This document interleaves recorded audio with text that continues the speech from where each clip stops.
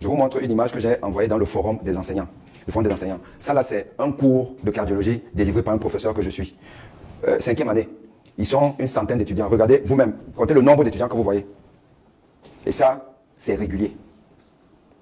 Vous voyez, étudiant, soit quand même son diplôme. Vous vous demandez comment est-ce qu'il a fait. Mais c'est vous qui les évaluez, professeur. Alors, c'est nous qui les évaluons, mais le problème c'est que ce n'est pas forcément l'enseignant qui décide. Et vous connaissez que moi, je n'ai pas ma langue dans la poche. Et dans le forum des enseignants, je le répète tout le temps. Déjà, les enseignants sont silencieux. Ils sont silencieux parce qu'ils ont peur. Ils ont peur de leur carrière. Ils ont peur de dire que oui, monsieur le doyen, ça, ce n'est pas normal. Mais peur de quoi? Vous avez des étudiants qui ne viennent pas à l'école, qui ne prennent pas des cours. Ils refusent de le faire depuis. Résultat des courses, quand vous êtes membre d'un jury de thèse, vous voyez un étudiant vous présenter son travail. Vous demandez s'il a eu un en 4 heures. Et il va sortir médecin. Non seulement il a fait l'école buissonnière, et que même dans les stages à l'hôpital, un coup il vient, un coup il ne vient pas. Il ne va jamais au cours magistral à la faculté. Donc il ne connaît pas grand-chose, mais il va sortir diplômé. Et c'est lui qui va vous soigner. Mais professeur Boni, ce que vous décrivez est extrêmement grave. Vous savez pas dans le dos. Alors je vais vous dire, je vous fais maintenant un scoop. Ma deuxième lettre, j'accuse au président de la République, c'est sur ce sujet-là. Parce que c'est plus grave que vous ne l'imaginez. C'est un crime contre l'humanité, ce qui se passe à la faculté de médecine de Douala. Et je parie que ce n'est peut-être qu'à la faculté de médecine de Douala. Vous avez beaucoup de médecins là qui sont dehors aujourd'hui, qui sont sortis, qui sont pas des médecins.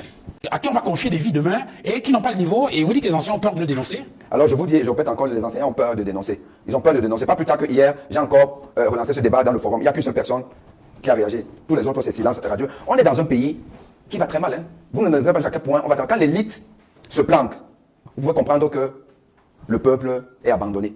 Quand l'élite... Et un autre problème, c'est le médicament dans les hôpitaux. Moi, je n'ai jamais compris pourquoi dans quasiment tous les hôpitaux du Cameroun, si ce n'est tous les hôpitaux du Cameroun, 80% des prescriptions des médicaments sont achetés dans les pharmacies à l'extérieur. Oh, vous êtes malade, vous êtes même en réanimation. Dans une réanimation au Cameroun, le médecin vous prescrit quand même des médicaments qu'il fallait acheter. Alors que l'hôpital, la pharmacie de l'hôpital est censée avoir les médicaments essentiels. Est-ce que vous savez que à la faculté de médecine de Douala, je suis enseignant-professeur à la faculté de médecine de Douala, est-ce que vous savez que le taux d'absentéisme des étudiants frise les 80%? C'est-à-dire que dans une promotion de 100 étudiants, quand vous avez 20 qui viennent à votre cours, vous êtes content. Et ça, c'est pour tous les cours, tous les enseignements, tous les enseignants. C'est comme ça là que ça se passe. Et à la fin de cette année d'études, l'étudiant, que le médecin doit prescrire quelque chose qui se trouve à l'hôpital. Mais on va vous donner une ordonnance à 22 heures. Le garde malade, c'est pas lui qui a de l'argent. Le financier, parce qu'on est dans un état où c'est déjà placé CSU jusque-là. Donc le financier est ailleurs. Donc le malade n'aura pas son médicament ce jour-là. Il faut attendre peut-être le lendemain. Or, c'est un médicament essentiel, utile. Le malade va mourir. Ou alors d'ailleurs même, quand on a finalement mené les médicaments, c'est déjà tellement tard que finalement...